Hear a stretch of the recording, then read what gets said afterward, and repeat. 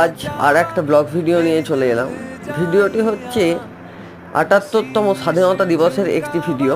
অর্থাৎ এতদিন স্কুলে স্বাধীনতা দিবস পালন করেছি, এরপর আমরা কলেজে উত্তীর্ণ হয়েছি। তোমরা জানো আমি ভিডিও দিয়েছিলাম বা ব্লগ দিয়েছিলাম, যে যাই বলো না কেন, তো স্কুলের দিনগুলো কোনোভাবেই ভোলা যায় না। তা সত্ত্বেও সেই দিনগুলো তো আর তুলে ধরতে পারবো না আপনাদের কাছে, তাই কলেজের দিনগুলোই আপনাদের কাছে তুলে ধরার চেষ্টা করলাম।